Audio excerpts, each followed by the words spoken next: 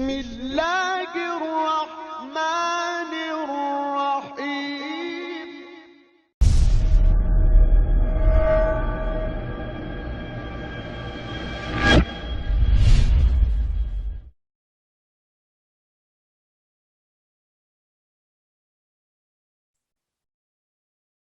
আসসালামু আলাইকুম ওয়া রাহমাতুল্লাহ। প্রিয় শিক্ষার্থীরা, আজকে আমরা বাত নিয়ে আলোচনা করব। অনেক গুরুত্বপূর্ণ, অনেক ইম্পর্টেন্ট এই বাত নিয়ে ডিটেইলস কথা হবে আজকে।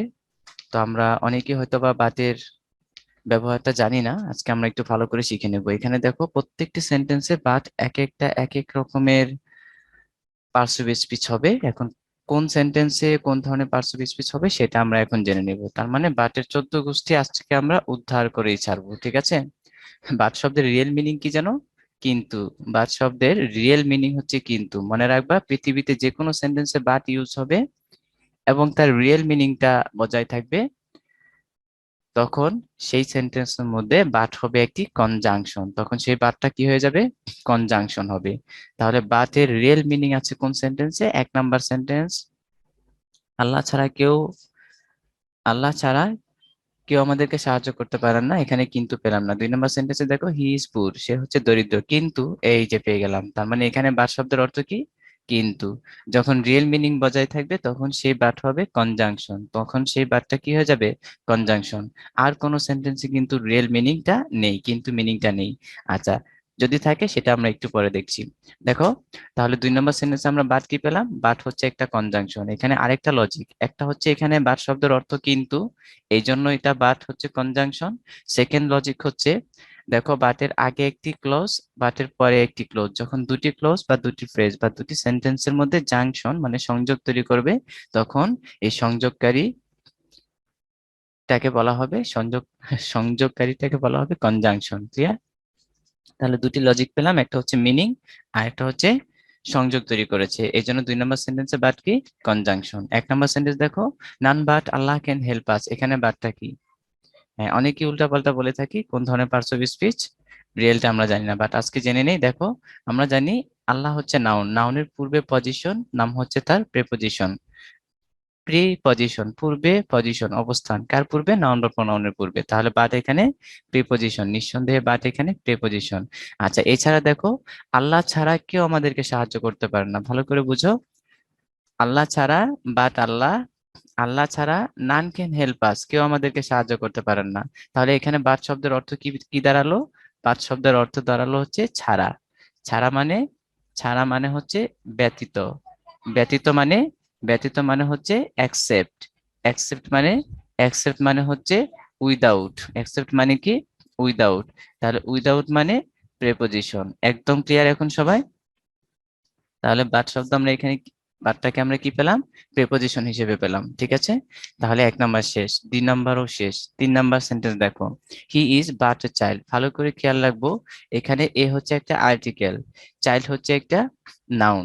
তার মানে আর্টিকেল প্লাস নাউন, এর পূর্বে যখন বাট শব্দটি ইউজ হবে তখনই মনে করবা সেটা হচ্ছে অ্যাডভার্ব। এটা হচ্ছে একটা লজিক। সেকেন্ড লজিক কি? হ্যাঁ, এটা একটা লজিক গেল। সেকেন্ড লজিকটা দেখো, সেকেন্ড লজিক হচ্ছে, আমরা জানি শেষে চাইল্ড হচ্ছে নাউন।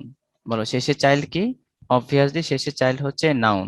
তাহলে নাউনের পূর্বে সাধারণত কি বসে? অ্যাডজেক্টিভ। তার মানে এটা হচ্ছে অ্যাডজেক্টিভ। অ্যাডজেক্টিভের পূর্বে সাধারণত কি বসে? অ্যাডভার্ব। তার মানে বাট হচ্ছে অ্যাডভার্ব। এ নিয়ে আমার ভিডিওতে, চ্যানেলের প্রথম যে ভিডিওটা দেওয়া আছে এই সম্পর্কে ডিটেলস দেওয়া আছে, যে শেষের ওয়ার্ড নাউন হয়, তার আগের ওয়ার্ড অ্যাডজেক্টিভ হয়, তার আগের ওয়ার্ডটি অ্যাডভার্ব হয়। সেই ভিডিওটি ভালো করে দেখে নিবে, একদম চ্যানেলের ফার্স্ট ভিডিও। ওকে, তাহলে আমরা এটা বুঝে ফেললাম, সেকেন্ড লজিক বুঝলাম। 3 নাম্বার লজিক হচ্ছে, এখানে বাট শব্দের মিনিংটা কি? বাট শব্দের মিনিং কি এখানে কিন্তু? না, এখানে বাট শব্দের মিনিং হচ্ছে he is but a child, সে শুধুমাত্র একজন শিশু। তার মানে শুধুমাত্র, বাট শব্দের মিনিং হচ্ছে এখানে শুধু মাত্র, দ্যাট মিনস অনলি। বাট শব্দের মিনিং কি এখানে? অনলি। যখন অনলির মিনিং দিবে তখন সেটা হয়ে যাবে অ্যাডভার্ব। তাহলে 3টা লজিক পেলাম, তাই না? কি কি লজিক? আর্টিকেল প্লাস নাউনের পূর্বে বাট থাকলে সেটা অ্যাডভার্ব হয়। 2 নাম্বার লজিক হচ্ছে নাউনের আগে অ্যাডজেক্টিভ, অ্যাডজেক্টিভের আগে বাট, অ্যাডভার্ব। 3 নাম্বার লজিক হচ্ছে শুধুমাত্র যখন মিনিং আসবে পৃথিবীর যে কোনো সেন্টেন্সের মধ্যে অনলি মিনিং দিবে বাট তখন সেটা হয়ে যাবে অ্যাডভার্ব। ঠিক আছে, বুঝতে পেরেছি। ওকে, এবার আমাদের তাহলে 1 নাম্বার শেষ, 2 নাম্বার শেষ, 3 নাম্বার শেষ। এবার দেখো 4 নাম্বারটা, বাট মি নো বার্স। এই সেন্টেন্সের মিনিংটা কি? এই সেন্টেন্সের মিনিং হচ্ছে কিন্তু কিন্তু করো না। তাহলে একটা বাট, দুইটা বাট। কিন্তু কিন্তু করো না, রোদ্রে দৌড়াদৌড়ি করো না, মিথ্যা কথা বলো না, অপচয় করো না, এগুলি কি ইম্পারেটিভ সেন্টেন্স না? হ্যাঁ। মনে রাখবা আজকের পর থেকে পৃথিবীর যে কোনো